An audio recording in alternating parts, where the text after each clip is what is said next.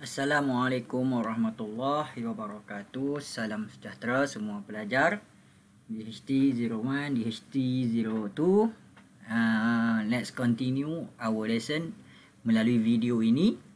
Pada video kali ini saya akan cuba untuk bawakan kamu untuk memahami satu lagi inhibitor yang kita namakan sebagai non-competitive inhibitor. Pastinya sukar untuk kita fahamkan non-competitive inhibitor ni sekiranya kita tidak kembali mengingat apa yang kita dah pelajari pada video yang lepas. Dalam video yang lepas adalah kita bincangkan tentang definisi inhibitor, di mana kita membincangkan bahawa inhibitor itu dapat kita pecahkan dia kepada dua jenis. There are two types of inhibitor. Yang pertama yang bind loosely, attach loosely pada enzim yang kita panggil sebagai reversible inhibitor, dan yang kedua kita ada bincangkan mengenai inhibitor yang bind permanently, bind tight and permanently pada enzim yang kita namakan sebagai irreversible inhibitor. Pada reversible inhibitor kita dah fahamkan tentang satu lagi inhibitor di mana dia mimics kepada substrate. Kita namakan dia sebagai competitive inhibitor. Jadi, bagi reversible inhibitor yang kedua, hari ini kita akan tengok tentang non-competitive inhibitor. Bagaimanakah kita nak lihat perbandingan antara competitive inhibitor dan juga non-competitive inhibitor ini? Non-competitive inhibitor ni adalah satu inhibitor that do not attach to the active site of the enzyme. So, berbeza dengan competitive inhibitor, they are compete with substrate to the active site of the enzyme. Bagi non-competitive inhibitor, they do not attach to the active site of the enzyme. Jadi, di mana dia bind? Dia tidak bind pada active site. Jadi, di manakah non-competitive inhibitor ni bind pada enzyme? It bind elsewhere on the enzyme molecule, iaitu pada satu site dinamakan sebagai allosteric site. Allosteric site ini adalah specific receptor site on the some part of the enzyme other than active site. Jadi di bahagian lain daripada active site ini. The binding of the non-competitive inhibitor ini dia akan membawa satu akibat, iaitu dia akan alter the shape of active site of the enzyme. So once the active site of the enzyme ini alter, maka active site ini tidak dapat menerima substrate lagi. So kesan dia agak mendalam ya untuk non-competitive inhibitor ini. Lihat kepada struktur enzim sebagai perbandingan dengan competitive inhibitor. Bagi non-competitive inhibitor, they bind to the allosteric site rather than active site. Namun begitu, walaupun dia bind pada allosteric site, kesannya dia akan alter the shape of the active site of the enzyme. So apabila active site of the enzyme shapes is altered, maka substrate no longer able to bind with the active site of the enzyme. So the rate of reaction akan reduce. Non-competitive inhibitor juga as well as competitive inhibitor kita kena study dalam aspek graph. Masih lagi dalam satu graph yang sama, iaitu part CY adalah rate of reaction, manakala part CX adalah substrate concentration. Nah, kamu jangan guna enzyme velocity ya, gunakan the rate of reaction. So tanpa inhibitor, without inhibitor, graph dia adalah seperti ini, iaitu at the lower substrate concentration, the rate of reaction increase as an increase of the substrate, but at the high concentration of substrate, the rate of reaction become constant. Okay, because the active site become saturated with the substrate.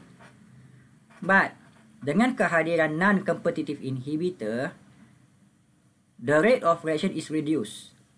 Even perhatikan kat sini ya, even the substrate concentration is high, the rate of reaction still at the lower amount compared to the without inhibitor. Jadi keadaan ini berbeza dengan competitive inhibitor, sebab competitive inhibitor, the effect of competitive inhibitor can be overcome by the increase of the substrate concentration.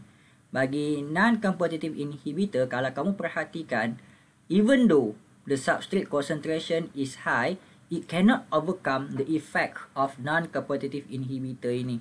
It's still at the lower amount compared to the rate of reaction without the inhibitor.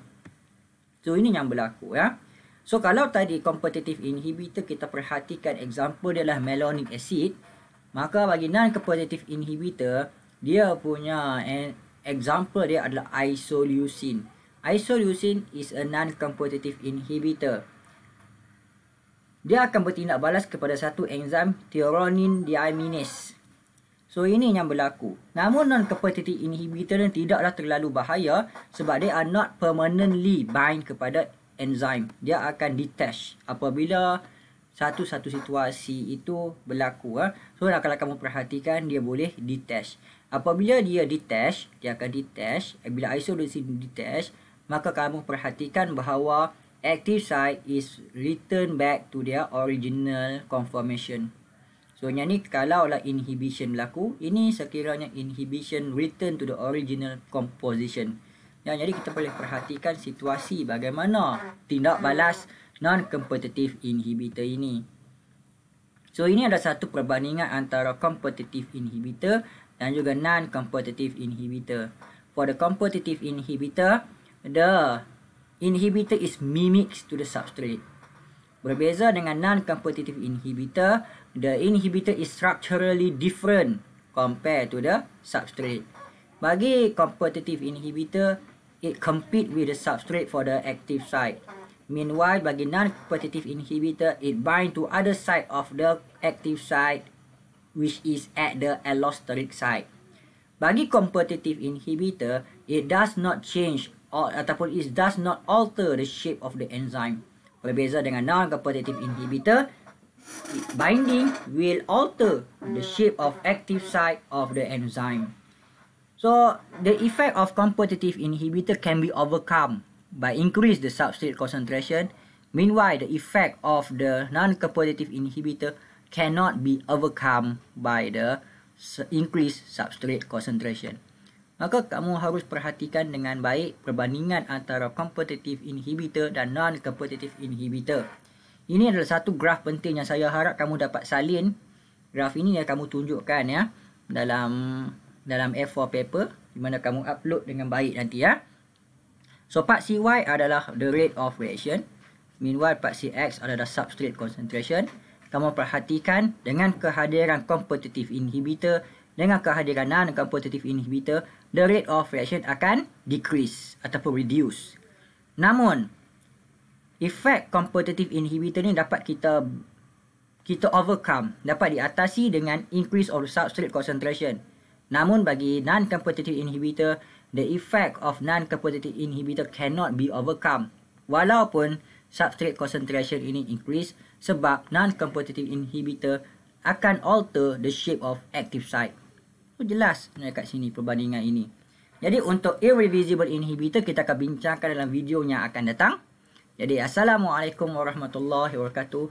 Semoga perbincangan kita dalam video ni adalah bermanfaat kepada kamu semua. So good luck untuk kamu semua. So bye.